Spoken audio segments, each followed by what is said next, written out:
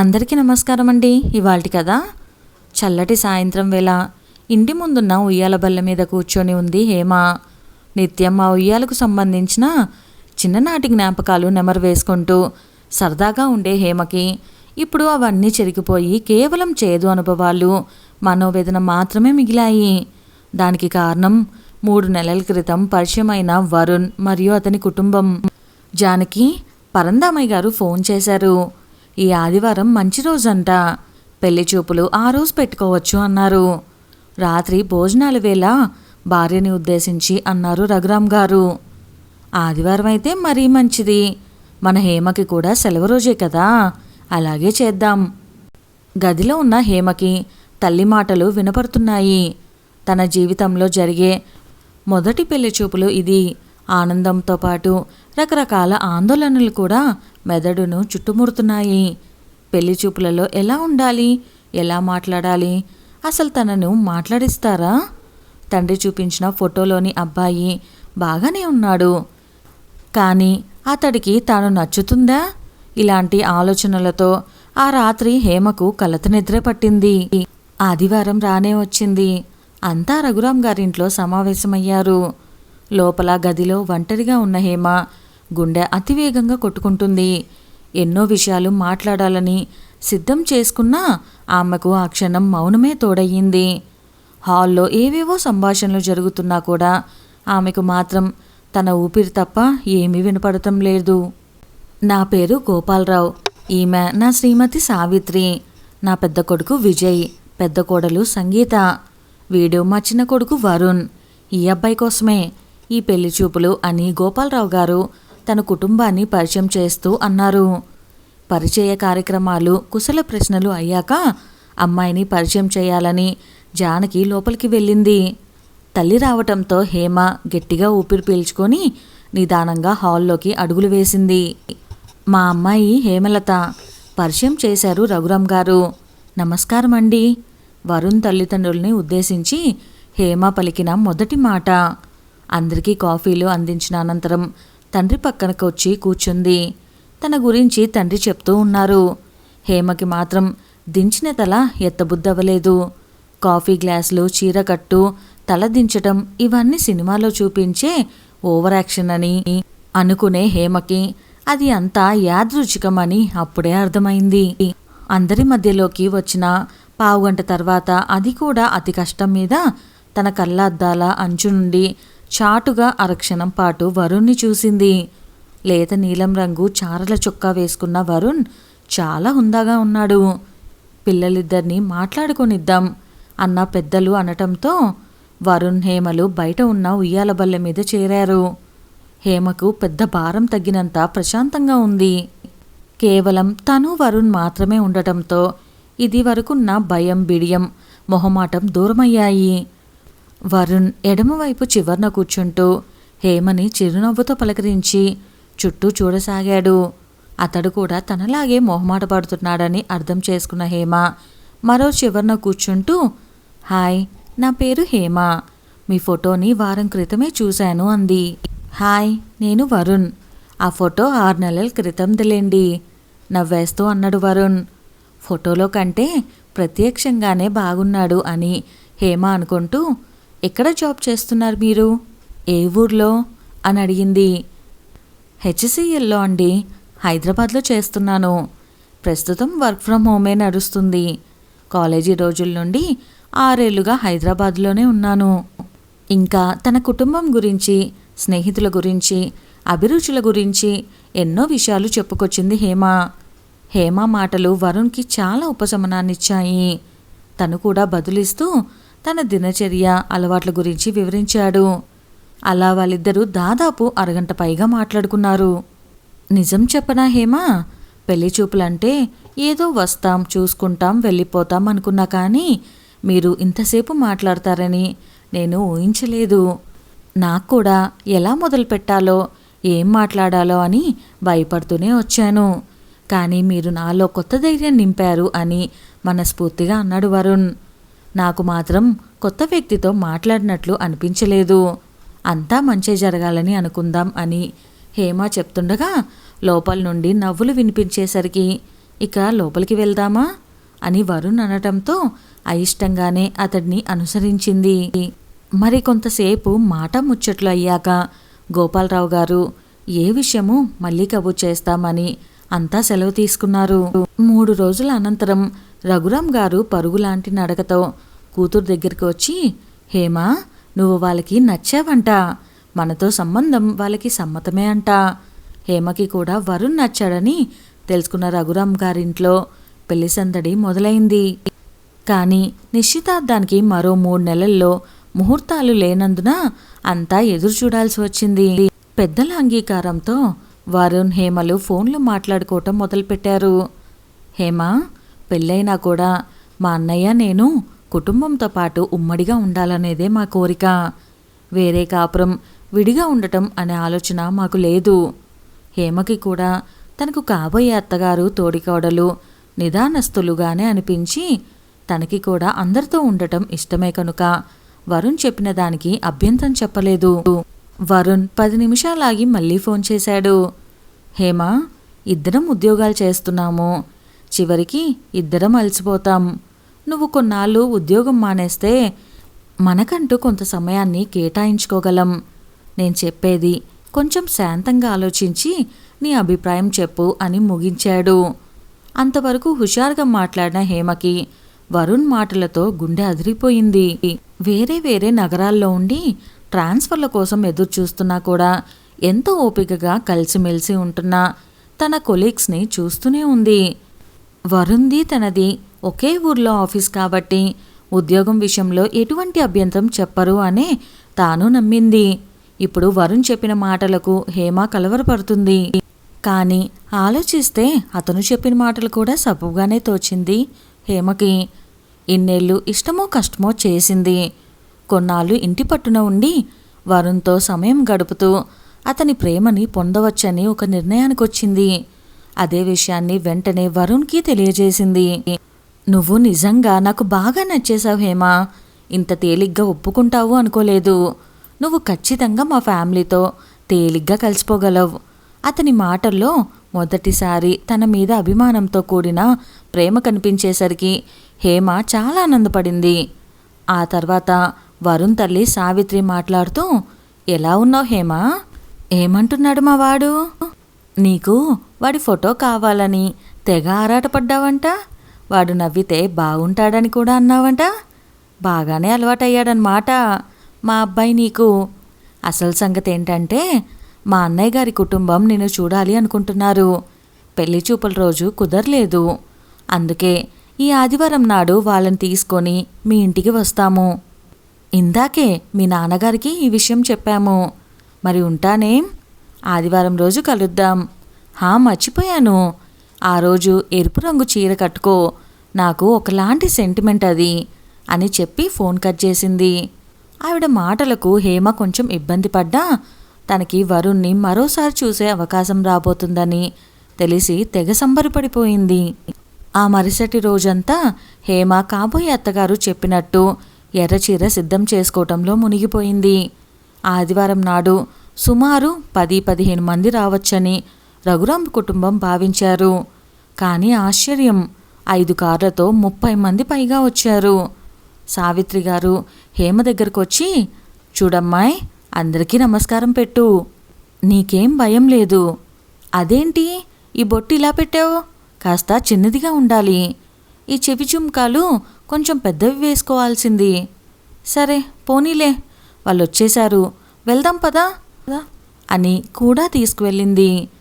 అప్పటికే అంతమందిని చూసి భయపడుతున్న హేమకి ఆ మాటలు ఇంకాస్త గందరగోళాన్ని గురి చేస్తున్నాయి. ఆవిడ అందరినీ పేరు పేరున పరిచయం చేస్తూ వెళ్తుంది. హేమకి అంతా బెరుగ్గా ఆందోళనగా ఉంది. వరుణ్ కూడా వీళ్ళ గురించి ఏమీ చెప్పలేదు. అతడి వైపు చూసింది. వరుణ్ ఒక చివర్న ఫోన్ చూసుకుంటూ కూర్చున్నాడు. రఘురాం దంపతులు వచ్చిన వాళ్ళకి టీ, స్నాక్స్ అందించటంలో మునిగిపోయారు. తన వయసు వాళ్ళే ఒక 3 అమ్మాయిలు కనిపించారు హేమకి. కానీ వాళ్ళు పెద్దగా ఏమీ మాట్లాడకపోయేసరికి హేమ కూడా మౌనం వహించింది. ఆ రోజు తనకి వరుణ్తో మాట్లాడే అవకాశమే రాలేదు. ఆనాటి కార్యక్రమం ముగిసి అంతా సెలవు తీసుకున్నాక సావిత్రి హేమతో, వెరీ గుడ్, బాగానే నేర్చుకున్నావులే. ఇలానే నేను చెప్పిన మాటలు విను, సరేనా అని నవ్వుతూ వెళ్ళిపోయింది. ఆ రోజంతా హేమ అసంతృప్తిగానే గడిపింది. ఆ తర్వాత రోజు హేమ ఆఫీస్ పని చేసుకుంటుండగా ఫోన్ మోగింది. కట్ చేద్దాం అనుకుంటుంటే చేస్తున్నది వరుణ్. వెంటనే లిఫ్ట్ చేసి, హలో వరుణ్, ఏం చేస్తున్నావు? నేను హేమ. సావిత్రి గొంతు వినపడేసరికి హేమ అప్రమత్తమయ్యింది. ఈరోజు సాయంత్రం నీ చేత చీరలు కొనిపిస్తా, 6 నేను చెప్పిన షాప్ దగ్గరికి వచ్చేసాయి అని చెప్పేసరికల్లా హేమ ఆలోచనలో పడింది. తన తల్లిని పిలవలేదు. పోనీలే, ఆవిడతో షాపింగ్ ఎలా ఉంటుందో చూడొచ్చని సిద్ధమైంది. పెద్ద బట్టల షాప్ ముందు కార్ దిగింది హేమ. వెంటనే వరుణ్ నుండి మెసేజ్, నేను రావటం లేదు హేమ, కాల్స్ ఉన్నాయి, అమ్మా నాన్న వస్తున్నారు, నువ్వు మేనేజ్ చేసే అని అంటున్నాడు. హేమకి కొంచెం నిరాశగా ఉన్నా పైకి వ్యక్తపరచలేదు. వరుణ్ తల్లిదండ్రులను కలిశాక ముగ్గురు లోపలికి వెళ్ళారు. హేమ కోసం బట్టలు అని చెప్పిందే కానీ సావిత్రి మాత్రం తన అభిప్రాయాన్ని అడగలేదు. ఆవిడ చూసినవే బాగున్నాయి అని, అవే హేమకి బాగుంటాయని హేమను ఒప్పించేసింది. మొత్తానికి ఏదో కొన్నామనిపించుకున్నారు. బయటకు వచ్చాక సావిత్రి, ఛీ, ఈ షాప్లో ఏమీ బాగోలేవు, ఎందుకొచ్చామో ఏంటో, నిశ్చితార్థానికి పెళ్ళికి మాత్రం బట్టల కోసం వరంగల్కే వెళ్దాం అని చెప్పుకుంటూ పోతుంది. హేమకు మాత్రం అంతా గజిబిజిగా ఉంది. ఏమీ మాట్లాడకుండా ఇంటికి వచ్చేసింది. ఆ రోజు రాత్రి, ఏం చేస్తున్నావు వరుణ్? ఇదిగో పక్క బట్టల కింద వేసి సర్దుతున్నాను, ఇక పడుకోవటమే. కింద? అదేంటి, మంచం లేదా? హా, అమ్మా నాన్న మంచం మీద పడుకుంటారు, మేము కింద బదులిచ్చాడు వరుణ్. హేమకి అసలేం జరుగుతుందో అర్థం అవ్వట్లేదు. నువ్వు కింద? నేను కాదు, మేము, నేను, అన్నయ్య, వదిన కూడా కిందే పడుకుంటాం అని అనటంతో హేమకు విషయం అర్థమైంది. అంటే అందరూ కలిసి ఒకే గదిలో పడుకుంటారన్నమాట. వీళ్ళది 2 పడగ గదులు గల విశాలమైన ఇల్లు అని తండ్రి చెప్పటం ఆమెకు గుర్తుకొచ్చింది. వరుణ్ సంగతి ఎలా ఉన్నా వాళ్ళ అన్నయ్య వదినలకు పెళ్ళయి 5 ఏళ్ళయింది. వాళ్ళకు కూడా ఈ నియమం వర్తిస్తుందా? హేమకి తన భవిష్యత్తు అంతా శూన్యంగా కనిపిస్తుంది. అయినా కూడా ఆవేశంలో నిర్ణయం తీసుకోవద్దని, ఈ విషయమై మెల్లగా వరుణ్తో మాట్లాడొచ్చని ఊరుకుంది. వరుణ్నే గమనిస్తున్న సావిత్రి గారు ఫోన్ తీసుకొని, ఏంటి హేమ, ఇంకా పడుకోలేదా? లేదా అంటే, ఇప్పుడే మా భోజనాలు అయ్యాయి, మీరు తిన్నారా? మా భోజనాలు ఎప్పుడో అయిపోయాయి, మేము ఈ పాటికి పడుకుండిపోతాము. నువ్వు కూడా రేపటి నుండి త్వరగా తినేసి పడుకో, నీ కూడా అలవాటవ్వాలి కదా. గుడ్ నైట్ అని చెప్పి ఫోన్ పెట్టేసింది. ఈ సంఘటన అయ్యాక వరుణ్తో యాంత్రికంగానే మాట్లాడుతుంది తప్ప ఇదివరకటికి అభిమానం చూపించలేకపోతుంది హేమ. ఆ పైవారం ఇరు కుటుంబాలు గుడికి వెళ్లే కార్యక్రమం పెట్టుకున్నారని తెలుసుకున్న హేమ ఈసారి ఎలాగైనా వరుణ్ని తనకు కాబోయే అత్తగారిని ఆకట్టుకోవాలనే ఉద్దేశంతో మంచి బట్టలు, చెవి జుంకాలు కొనుక్కొని తెచ్చుకుంది. అనుకున్న రోజు రానే వచ్చింది. ఉదయం 10ంటికి వచ్చిన వరుణ్ కుటుంబం గుడికి వెళ్ళి దర్శనం చేసుకొని రఘురాం గారి ఆహ్వానం మేరకు మధ్యాహ్నానికల్లా వారింటికి చేరారు. భోజనాలయ్యాక అందరూ పెరట్లో ఉయ్యాల బల్ల దగ్గరకు చేరారు. ఆటపాటలతో ఇరు కుటుంబాలు చాలా సందడిగా గడిపారు.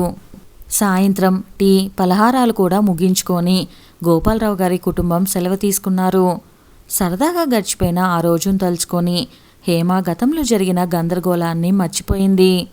వెంటనే ఫోన్ తీసుకొని, ఈరోజు చాలా హ్యాపీగా ఉంది వరుణ్, ఇంటికి చేరగానే చెప్పు అని మెసేజ్ చేసింది. గంట అయ్యాక వరుణ్తో కాల్లో, ఇంటికి వెళ్ళిపోయారా వరుణ్? హాయ్ హేమ, ఇప్పుడే వచ్చాం. నాకు ఈరోజు చాలా సంతోషంగా ఉంది వరుణ్, ముఖ్యంగా మధ్యాహ్నం ఆడిన ఆటలు. ఇంకా ఏదో చెప్తుంటే, ఒక్క నిమిషం ఆగు హేమ, మళ్ళీ చేస్తాను అని కట్ చేశాడు. చెప్పినట్టే 10 నిమిషాలకు వరుణ్ కాల్ చేశాడు. ఈరోజు నువ్వు వేసుకున్న బట్టలు అస్సలు బాగలేదు హేమ, ఇంకోసారి ఇలా వేసుకోకు అన్న వరుణ్ మాటలకు హేమ మనసు చివుక్కుమంది. వాళ్ళ పద్ధతులన్నీ అర్థం చేసుకొని సాంప్రదాయంగా ఉంటుందనే ఆచితూచి ఎంచుకున్నా కూడా బాలేదు అనటం హేమ సహించుకోలేకపోయింది. ఎందుకు వరుణ్, ఏదైనా అసభ్యంగా ఉందా? అదేం లేదు, ఇంకోసారి ఇలా వేసుకోకు అంతే అని ఈసారి కొంచెం గట్టిగానే చెప్పి ఫోన్ పెట్టేశాడు. హేమకి ఏం అర్థం అవ్వలేదు. అంతా శూన్యంగా ఉంది. సాఫ్ట్వేర్ ఉద్యోగం చేస్తున్నా కూడా ఏనాడు అసభ్యకరంగా బట్టలు వేసుకోదని తనకి పేరు. అందులోనూ పెళ్లికి సంబంధించిన విషయం కాబట్టి ఇంకా జాగ్రత్త పడింది. ఇందులో వాళ్ళకేం నచ్చలేదో అర్థం కాలేదు హేమకి. ఆలోచనలో ఉండగానే వరుణ్ నుండి ఫోన్ వస్తుంది. ఏంటి వరుణ్, ఏమీ చెప్పకుండా పెట్టేశావు? దిగులు పడుతూనే మాట్లాడుతుంది హేమ. నేను హేమ. అవతల సావిత్రి గొంతు. హాయ్ ఆంటీ అన్యమనస్కంగానే చెప్పింది హేమ. చూడు హేమ, ఇంకోసారి ఇలాంటి బట్టలు వేసుకోకు. అసలేమీ బాగోలేదు. నీకు కావాలి అంటే నాకు చెప్పి ఉంటే నేను కొనిపించి ఉండేదాన్ని కదా. నాకు తెలిసిన షాప్లో ఇంతకంటే మంచివి తక్కువలో వస్తాయి. ఆ బట్టలకు జుమ్కాలకి ఎంత ఖర్చు పెట్టి ఉంటావో అని దాదాపు నిలదీసినట్టే చెప్పేసి ఫోను కొడుక్కి ఇచ్చి వెళ్ళిపోయింది. హేమకు ఏడుపు ఆగలేదు. వరుణ్, నేను సెలెక్ట్ చేసుకున్న దానిలో తప్పేముంది? నాకు తెలిసి ఇది మరీ అంత పిచ్చిగా లేవు. మన ఇళ్లల్లో సాధారణంగా వేసుకునేవే. ఇందులో మీ అమ్మగారు ఇంతలా తప్పు పట్టాల్సిన అవసరం ఏముంది? కారణం చెప్తేనే కదా నాకు అర్థమయ్యేది. ఏంటి హేమా, ఇంత చిన్నదాని గురించి అంతలా మాట్లాడుతున్నావు? మా అమ్మ సొంత కూతురికి చెప్పినట్లు చెప్పుకుంది. ఇందులో ఆవిడ్ని తప్పు పడుతున్నావేంటి? తప్పు పట్టడం కాదు వరుణ్, నాకు కూడా కొన్ని అభిప్రాయాలుంటాయి. వాటిని కూడా గౌరవించమని చెప్తున్నాను. నాకు తెలిసినంతలో కుటుంబ సమావేశాలలో ఎంత సాంప్రదాయంగా ఉండాలో అలాంటి వాటిని వేసుకున్నాను నేను. ఒకసారి చెప్తే నీకెందుకు అర్థం కాదు? బాలేదు అని అంటున్నా కదా, అదే అడుగుతున్నాను. ఎందుకు బాలేదు? మీకోసం ఉద్యోగం మానేయాలి, ఉమ్మడి కుటుంబంలో ఉండాలి, మీకు నచ్చిన చీరలే కొనుక్కోవాలి, ఆఖరికి ఇంట్లో వేసుకునే బట్టలు కూడా మీ ఇష్ట ప్రకారమే వేసుకోవాలంటే ఎలా వరుణ్? నేను కూడా ఉద్యోగం చేస్తూ నలుగురిలో ఉండేదాన్ని. నాకంటూ కొన్ని అభిప్రాయాలు ఉంటాయని మీరెందుకు అర్థం చేసుకోరు? ఇంత సాధారణ విషయం మీకెందుకు అర్థం అవ్వట్లేదు? కొంచెం ఆవేశంగానే అడిగింది హేమ. నువ్వు మా అమ్మని చాలా తప్పుగా అర్థం చేసుకుంటున్నావు హేమ. ఆమె అభిప్రాయం నీతో పంచుకోవటంలో తప్పేముంది? ఇంత చిన్నదానికి నువ్వెందుకు ఇంత రాద్ధాంతం చేస్తున్నావు? ఇది నాకు మాత్రం చిన్న విషయం కాదు వరుణ్. నేను మీ అమ్మగారిని కాదు. నువ్వే నన్ను అర్థం చేసుకోలేకపోతున్నావు. నా జీవితంలో ఎవరు నన్ను ఇంతలా ఎదిరించలేదు హేమ. మంచి పిల్లవి, అర్థం చేసుకుంటావని అనుకున్నాను, కానీ ఇంకా ఏదో చెప్పబోతున్న వరుణ్ ఫోన్ని కట్ చేసేసి తల్లి ఒడిలో చేరి బోర్న ఏడ్చేసింది హేమ. ఇన్ని రోజులు సావిత్రి గారి ప్రవర్తన గమనిస్తున్న హేమ తల్లి కూడా కలవరపడింది. ఆడపిల్ల వాళ్ళమని కూతురికి ఎలాగో అలాగా సర్ది చెప్పుకుంటూ వచ్చింది. కానీ పరిస్థితి మరీ దారుణంగా ఉండటంతో తాను కూడా తట్టుకోలేకపోతుంది. హేమ వెంటనే వరుణ్ నెంబర్ని బ్లాక్ చేసేసి ఆ రోజంతా ఏడుస్తూనే ఉంది. వరుణ్, హేమ మళ్ళీ మాట్లాడిందా? ఏమంటుంది పిల్ల? కొడుకుని అడిగింది సావిత్రి. లేదమ్మా, నిన్నటి నుండి మాట్లాడలేదు. నేను ఫోన్ చేసినా కూడా ఎత్తట్లేదు అంతే. వెంటనే సావిత్రి భర్తతో పాటు హేమ ఇంటికి వచ్చేసింది. నీకేమైంది హేమ? వరుణ్తో మాట్లాడట్లేదంట. నీ ప్రాబ్లం ఏంటి? మీది చిన్న వయసు, క్షణికావేశంలో నిర్ణయాలు తీసుకోకూడదు. హేమ చాలాసేపు ఏమీ మాట్లాడలేదు. చెప్పమ్మా, మా అబ్బాయితో ఏమైనా ఇబ్బంది ఉంటే మేం సర్ది చెప్తాము. మొదటిసారి గోపాలరావు గారు హేమని అడిగారు. హేమ కొంచెం ధైర్యం తెచ్చుకొని, మీ అబ్బాయి నన్ను అర్థం చేసుకోవట్లేదు అంకుల్. నేను అడిగిన ప్రతి దాన్ని తేలిగ్గా తీసిపారేస్తున్నాడు. వాడెప్పుడూ అంతేలేమ్మా, మేం నచ్చ చెప్తాంలే, నువ్వేం కంగారు పడకు. ఖచ్చితంగా నువ్వే మా ఇంటికి చిన్న కోడలుగా వస్తావు అని హామీ ఇచ్చి వెళ్ళిపోయారు. మర్నాడు అభిప్రాయ భేదాలు సద్దుమణుగుతాయనే నమ్మకంతో రఘురాం గారు వరుణ్కి అతని తల్లికి హేమ చేత క్షమాపణ చెప్పొచ్చారు. వరుణ్నే ఊహించుకుంటున్న హేమ మారు మాట్లాడకుండా తండ్రి చెప్పింది చేయటానికి వరుణ్ నెంబర్ డైల్ చేసింది. ఎప్పట్లాగానే అటువైపు నుండి ఆడగొంతు, ఆంటీ, ఐఎమ్ సారీ, నేను వరుణ్తో అలా మాట్లాడి ఉండకుండా ఉండాల్సింది. ఆవిడ గొంతు హెచ్చరిస్తున్నట్టుగానే వినపడింది. ఐఎమ్ సారీ ఆంటీ, ఏడుస్తూనే మళ్ళీ చెప్పింది హేమ. నువ్వేం చేయగలవులేమ్మా, నీకు పెద్దలంటే గౌరవం లేదు. కనీసం నా వయసు కన్నా గౌరవం ఇవ్వాలనే ధ్యాస నీకు లేదు. మా అబ్బాయికి రాత్రంతా నిద్రలేదు. ఆలోచిస్తూనే ఉన్నాడు. ఇంకా వాడిని ఇబ్బంది పెట్టడం నాకు ఇష్టం లేదు. నాకు గౌరవం లేని చోట వాడికి కూడా ఉండటం ఇష్టం లేదు. నేను చెప్పేది నీకు అర్థమైందనుకుంటా అని తీవ్రంగా చెప్పి పెట్టేసింది సావిత్రి. హేమ గుండె బద్దలైంది. ఏం చేసింది తాను? తన తప్పు లేకపోయినా కూడా సంధి కుదుర్చుకోవటానికి క్షమాపణలు కోరింది. ఈనాటి కోడళ్ళు చాలామంది అత్తగారికి తిండి కూడా పెట్టరే. అలాంటిది వాళ్ళు చెప్పినవన్నీ రెండోసారి చెప్పించుకోకుండా అంతా అనుసరించింది. అన్నిటికీ తోడు నువ్వు మీ తోడుకోడలు కలిసి ఉండాలి. నీకేం ఇబ్బంది ఉన్నా ఆమెను అడగచ్చు అని సావిత్రి చెప్పిన మాటలు గుర్తొచ్చాయి. హేమ ఈ మనస్పర్ధల గురించి ఆమెతో మాట్లాడే ప్రయత్నం చేసినా కూడా సంగీత ఏమీ మాట్లాడలేదు. దాదాపు సమవయస్కురాలైన హేమని ఓదార్చే ప్రయత్నం కూడా చెయ్యలేదు సంగీత. వాళ్ళు వచ్చిన నాళ్ళు ప్రేమగా భోజనం వడ్డిస్తూ వాళ్ళ ఆశీర్వాదాలు తీసుకునేది హేమ. అలాంటిది నీకు పెద్దలంటే గౌరవమే లేదు అన్న ఆవిడ మాటలు తలుచుకున్నప్పుడల్లా దుఃఖం ఆగట్లేదు. ఖచ్చితంగా నువ్వే మా ఇంటికి చిన్న కోడలిగా వస్తావు అని పలికిన వాళ్ళేనా కొద్ది గంటల్లోనే సంబంధాన్ని రద్దు చేసుకున్నది? వరుణ్ పట్ల తనకున్న అభిమానం పనికిరానిదా? తను ప్రేమలో ఓడిపోయినట్టేనా? తాను ఇంకా గౌరవించటం, అభిమానించటం, ఆహ్వానించటం, ప్రేమించటం నేర్చుకోవాలా? ఆ మాటగా వస్తే వరుణ్ తన తల్లిదండ్రులకు ఇవ్వాల్సిన కనీస మర్యాదైనా ఇచ్చాడా? నేనే కొనిస్తాను అని చెప్పిందే కానీ మీ ఉద్దేశం ఏంటి అని ఏనాడు ఆవిడ తన తల్లి అభిప్రాయాన్ని అడగలేదు. కానీ హేమ మాత్రం అవేమీ మనసులో పెట్టుకోవద్దు. రోజు రోజుకి ఆవిడ చెప్పిన మాట వెంటనే పాటించేయాలి. తాను చిన్నపిల్లలాగా ప్రవర్తించలేదే. ఉద్యోగం చేస్తూ బాధ్యతగా అటు తనకి తాను అలాగే తల్లిదండ్రులకు కూడా చేదోదు వాదోదుగా నిలిచింది. వరుణ్ పరిచయమైంది 20 రోజులుగా మాత్రమే. కానీ అతనితో తన జీవితాన్ని ఊహించుకుంది. ఏం నేరం చేశానని వరుణ్ కూడా అంత తేలిగ్గా వదిలి వెళ్ళిపోయాడు? ఇన్ని రోజులు అతను చూపించిన ప్రేమ నిజమేనా? లేక అతని తల్లికి నచ్చాను కాబట్టే ఈ సంబంధం ఒప్పుకున్నాడా? ఈ మనోవేదన తనకి మాత్రమేనా, వరుణ్కి లేదా? ఉండి ఉంటే ఈ పాటికి ఫోన్ చేసేవాడే. 3 నెలలుగా ఆమె తీవ్ర నిరాశలో ఉంది. బ్లాక్ చేసిన నెంబర్లని అన్బ్లాక్ చేసింది. ఏ కాల్ వచ్చినా ఏ మెసేజ్ వచ్చినా అది వరుణ్ నుండే అనుకొని ఆత్రంగా ఎదురుచూసిన హేమకి నిరాశ మిగిలింది. హేమని ఓదార్చటం జానకి రఘురాంల వల్ల అవ్వలేకపోయింది. ఈ విషయం తెలుసుకున్న బంధువులు, స్నేహితులు కూడా చాలాసార్లు అన్ని విధాలా హేమని ఓదార్చే ప్రయత్నం చేశారు. వాళ్ళ మాటలకు హేమ ధైర్యం తెచ్చుకున్నా కేవలం అది ఆ నిమిషం వరకే.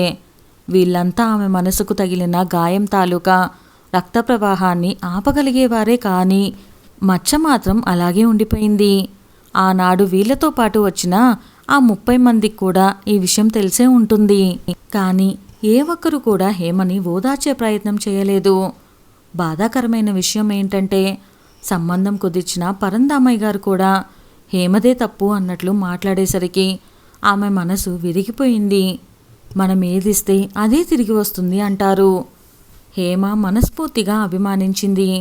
కానీ తనకు కన్నీళ్లే మిగిలాయి. ఆలోచనల్లో నుండి బయటికి వచ్చిన హేమ కళ్ళ నిండా నీళ్లు వెల్లువలా ప్రవహించసాగాయి. తన దగ్గరికి వస్తున్న తల్లి రూపం అస్పష్టంగా కనిపించింది. జానకి హేమ కళ్ళు తుడుస్తూ, హేమ, మన జీవితంలో ఎన్నో ఎదురు దెబ్బలు తగులుతాయి. వాటి గురించే బాధపడుతూ ఆలోచిస్తూ ఉంటే మనం ముందుకు సాగలేము. నీ గురించి ఆలోచించని వాళ్ళ కోసం ఎన్ని రోజులని బాధపడతావు? నిత్యం నీ క్షేమం కోరే మాకంటే నిన్ను బాధ పెట్టిన వాళ్ళే ఎక్కువయ్యారా? మా గురించి ఆలోచించకపోయినా పర్వాలేదు, కానీ గతాన్ని తలుచుకుంటూ నిన్ను నువ్వు కోల్పోకూడదు. ఇంతకంటే నేనేమి చెప్పలేను. ఒకటి మాత్రం గుర్తుపెట్టుకో హేమా, నువ్వు బాధపడుతూ ఉంటే మేం మాత్రం ప్రశాంతంగా ఉండలేము. ఆడపిల్లకు పెళ్లి చేసి అత్తవారింటికి పంపాలని ప్రతి తల్లిదండ్రుల కోరిక. కానీ పెళ్లి కంటే ముందు ప్రతి అమ్మాయి ఆత్మవిశ్వాసం, ఆర్థిక స్వేచ్ఛ, ఆత్మ గౌరవం, మనోధైర్యం అనే వాటిని తనకి తాను ప్రతిజ్ఞ చేసుకోవాల్సినవి. కథ పేరు నాతి చరామి. ఈ కథ కనుక మీకు నచ్చినట్లయితే వీడియోని లైక్ చేయటం మర్చిపోకండి. అలానే మరెన్నో మంచి మంచి కథలు మన ఛానల్లో ఆల్రెడీ ఉన్నాయి. ఒకసారి ఎవరైనా మిస్ అయితే వెంటనే వినేయండి. ఇంకా ఎవరైనా మన ఛానల్ని సబ్స్క్రైబ్ చేసుకోలేదా, వెంటనే సబ్స్క్రైబ్ చేసుకొని బెల్ ఐకాన్ని క్లిక్ చేసేయండి. Stay tune. Thank you. Bye bye.